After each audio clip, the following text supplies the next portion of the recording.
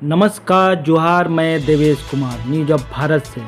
आज हम ऐसे व्यक्ति की बात करने जा रहे हैं जिन्हें है फूलों से प्यार, जिन्होंने फूलों को ही बना लिया अपना रोजगार। जी, हम बात करने जा रहे हैं दीपक राव की, जो नामूपाड़ा के रहने वाले हैं। उनके बारे में कुछ कहना या ना कहना, पहले उनके बारे में जानना बहुत ज़रूरी है। बंजर भूमि को बनाया हरियाली का गढ़, दीपक राव की अनोखी खेती ने रचा इतिहास। जी हाँ, सपने उन्हीं की सच होती है जिनमें उन्हें पूरा करने का जुनून हो। झारखंड के किसान दीपक राव ने इस बात को सच कर दिखाया है। एक समय जो भूमि बंजर थी, आज वह भूमि फूलों की खुशबू और फलों की मिठास से भरी हुई है। उनकी कड़ी मेहनत और संकल्प ने यह साबित कर दिया है कि इच्छा शक्ति से असंभव कुछ भी नहीं है। दीपक राव ने गुलाब, गेंदा, गेलकुलेडर्स और जड़वेरा जैसे आकर्षक फूलों की खेती कर अपने क्षेत्र में पहचान बनाई है। लेकिन असली चमत्कार उन्होंने तब किया जब उन्होंने झारखंड की मिट्टी में स्ट्रॉबेरी की खेती की। यह कार्य आसान नहीं था, क्योंकि स्ट्रॉबेरी ठंडी जलवायु में बेहतर उगती है, लेकिन दीपक ने उन्नत तकनीक और मेहनत के दम पर संभव किया। इसके अलावा उन्होंने शिमला मिर्च और पपीता का भी सफल खेती की।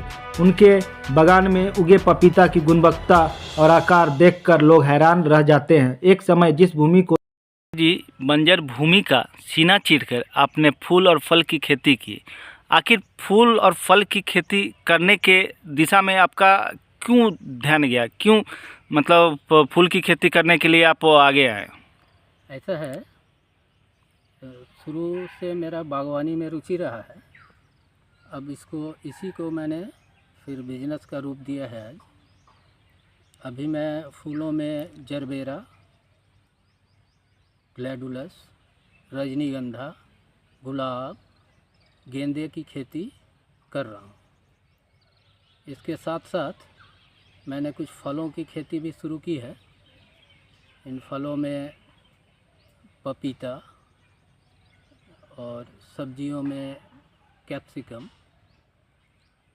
और मूला और कुछ साग की वैरायटी जो फूल के साथ साथ उगाया जा सकता है, उस पर मैंने काम शुरू किया है। बीज कहाँ से लाते हैं?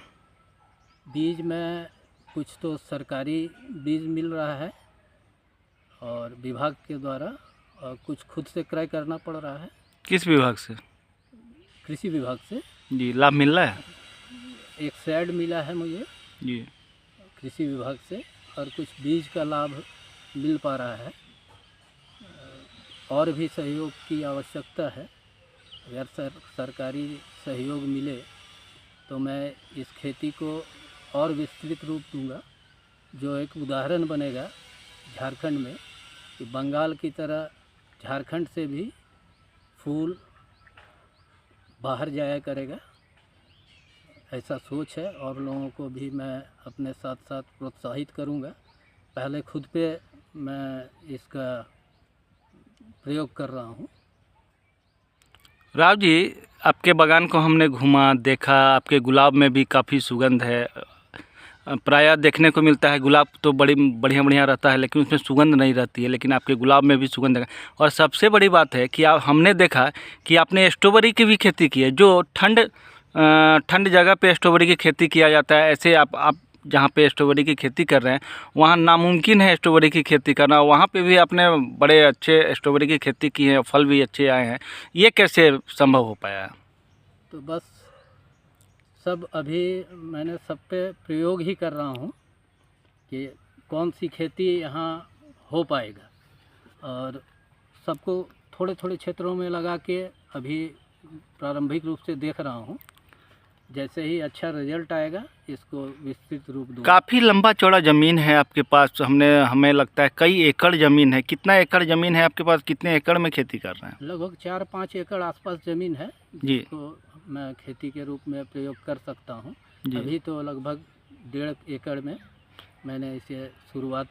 क्या आर्थिक सहयोग की ज़रूरत है क्या, जो और भी 5 एकड़ में खेती करना चाह रहे हैं? जी हाँ, आर्थिक सहयोग की तो ज़रूरत है।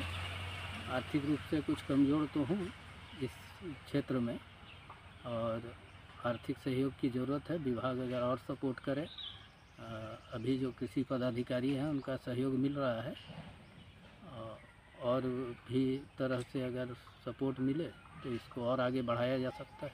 धन्यवाद। एक उदाहरण के रूप में प्रस्तुत कर सकूँगा लोगों के सामने, ताकि लोग कृषि क्षेत्र से जुड़ें।